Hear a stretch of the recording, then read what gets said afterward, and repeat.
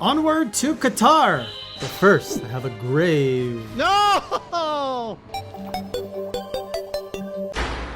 Welcome back, Classic Crew, to another journal on our journey through 4U as we continue with the caravan to figure out what is this thing under JoJo's hat. And we've made it to a new village, so we're getting closer to unraveling this mystery. Our whale can now fly. I have an airship, but there are also some new monsters to talk about, including the wall of this way. It's not really a wall. It was more of a grave problem. It was a Gravios of an issue. I feel there are better puns to make. I am getting rolled by a rock.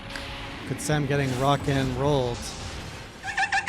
Anyways, Gravios was the big monster of the week. Actually, I shouldn't even say that. Gore Magala was the big one, but I feel I've repelled them twice already. Finally fighting him was not quite as climactic as I had hoped, but we're going to see more of him because I know from Sunbreak. But let's get started with the most important monster of all from this past week, Lagombi, one of my favorite monsters. I don't know what it is with this bunny, but I really like him. Every time I think of Lagombi, I always think of that scene from Nightmare Before Christmas where the dude sees it's like the dead guy sees the Easter bunny and just goes like, bunny. And I'm glad to see him for you. He's just as good as in all the other games. He's quick, but he's like predictable. He makes you move around. I just had a really good time with him. Lagombi's a good boy to hunt. And afterwards, I'd ask everyone, do you want the Gore Magala, or do we continue this silly quest of getting all the eggs because there's apparently a Fatalis at the end of it? And of course, the chat picked eggs. That's what they want. They're an excellent chat. So we've got the Wyvern egg quest, the first one that I knew I'd be chased by a monster. And of course I make it to the nest, and what is sitting there is a Rathian. And I was like, well, I'm a pro hunter. I know what I'm doing. Let's figure out. Well, I got served a cart in low rank on an egg quest. I can't quite remember what exactly happened, but I now have my second cart of low rank and of this journey, and it's thanks to Rathian. So thank you, my queen, for humbling me once again. And then on the way back, I had a really nice run, and I was going to use that path again, but of course the game puts a big boulder saying no, figure out another path, aka go through all of the oh shoot, what are they called, the little conchus. Go through the conchus. I was like, screw this. So I tried to kill all the conchus. I go get the egg, I come back, they all respawn. Completely useless. Anyways, I got into some really close encounters between the conchus, the ants, and the other cats that rob you. It was the mealinxes. It was rough. I was sweating, and I'm like, I'm only 3 egg quests into this quest line. I don't know how many more egg quests there are, but I can imagine there's at least double more, and they're probably gonna get more and more intense. Now, after that, I finally got to fight the Gore Magala properly and hunt it and slay it. And I have to say, the biggest complication, the biggest challenge with Gore Magala is I feel it has the very same speed that it has in Sunbreak. So Sunbreak is the first game I encountered Gore Magala. And this one, it moves the same speed, but the problem is you, the hunter, do not move at the same speed as you do in Sunbreak. So it's really one-sided in Gore Magala's favor, and it was so hard to maneuver around it. I thought I had it in its like blind side, and I would start attacking it, just be like, nope, it'd be right in front of you. It would start blasting things all around it. I don't remember it blasting so much in Sunbreak. I remember like there were blasts, but in this game there's like a triple blast, which there's a combination if I remember. Anyways, those things kept hitting me. It was so hard to dodge that. And then I realized, wait a minute, I have a shield. So I was trying to actually, instead of dodging like I do with the switch axe, was to actually shield up against some of it. It was effective to mixed results. So anyways, I dealt with it. It got close. Chat got angry because I was leaving. They were all betting for me to cart on Gore Magala, and I didn't realize this until later. But I was leaving the arenas to go and heal or to sharpen, and people were hating on it. I'm like, don't hate the play.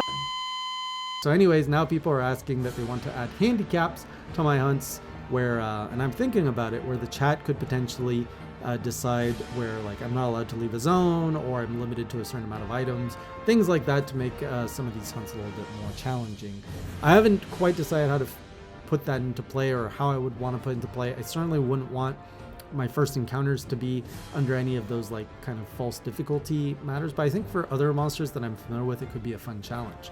So as punishment, everyone's like, go fight the double Gypsyros, and I'm like, oh fine, it's on my quest list, I gotta go knock it out anyway. So off I went to fight it, and on this level, I mean, the Gypsyros, actually, now that I know the gimmicks, it's not as threatening as the first time I fought it, so I knew what to look out for. That said, wait, no! I learned, and I don't know if you guys know this, but there is a balloon in some of these, on this level anyways, and people are like, wave at the balloon, wave at the balloon. Why do you guys want me to wave at the balloon? Come on. So I'm there waving like kind of an idiot on the side of the beach, and the balloon starts flashing back at me. I was like, oh, that's kind of cool. That's a nice touch. The game like acknowledges that if you interact with the balloon, it does something. I didn't realize people were all like, look at your map, look at your map. So if you wave at the balloon, the monster will show up on the map. Basically, the balloon is telling you where the monster is, which I thought that was really cool, really nice, like little detailed, nice charm. I love finding these little gimmicks in these games. It's just a really nice addition that doesn't need to be there, but the developers thought to put it in there. So after that, I got to encounter another new monster, which was an Io Prey, which I honestly completely forgot this thing existed. I think I fought it in Monster Hunter Stories too, and when I fought it here, I was like, why does this exist? It's a raptor that shoots poison. Don't we already have one of these, or is it the Roggy that replaced the Io Prey? Either way, I'm like, a red raptor honestly looks cool. I think an Io Prey looks better than a Roggy, so I think we took a step back if we're replacing Io Prey with Roggy, but it's a raptor. How many raptors do we really need in this game? I think we already have too many. And then finally, the new monster for the night was Gravios. I've been looking forward to this fight for quite a while. Ever since I met Basarios and people told me Gravios was like his papa or his adult form, I have been really looking forward to fighting this thing. And I don't know why, like I didn't like Basarios in this one, but there's just something about a big like rock daddy that I just want to like hunt.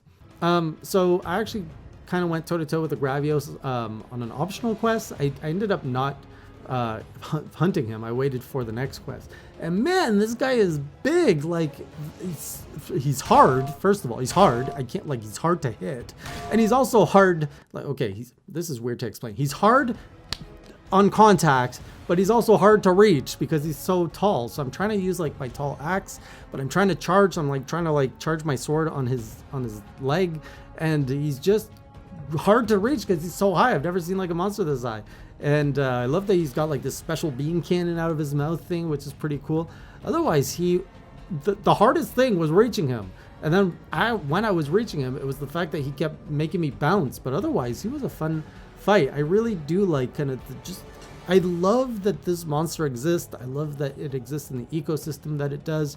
And his face, I don't know why, but I love his face. He's got one of those faces that I just really love. And the fact that a big laser beam comes out of it is even cooler, even though it doesn't really make sense. And then finally, after slaying the Gravios, I got all the parts I needed to build my flying whale, and we set off to Cathar, one of the most peaceful, serene villages I have seen yet in this franchise, dare I say. And the music is beautiful, the scene is beautiful. I don't know if I hope that there's a level related to Cathar. I haven't done anything after this, but I love the scenery and I want to hunt in these lands of Cathar, so I'm really looking forward to seeing what my first hunt's going to be. Actually, the next one I think is a Congalala, but it says advance. I don't know what that means. I kind of made fun of Congalala last time, so I don't know if an advanced Congalala is going to make things more interesting. I kind of hope so. So we'll see what that's all about.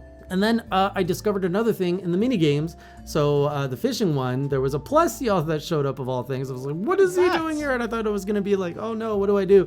And so I just cast my net on it. I caught it.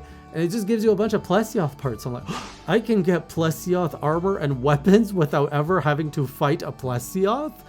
Monster Hunter 4U is now the best game ever. So that's where I am. We've reached Cathar. We seem to be getting close to figuring out what this thing under JoJo's hat is. They're saying it's part of like a shrine or something. So looking forward to seeing what that's all about.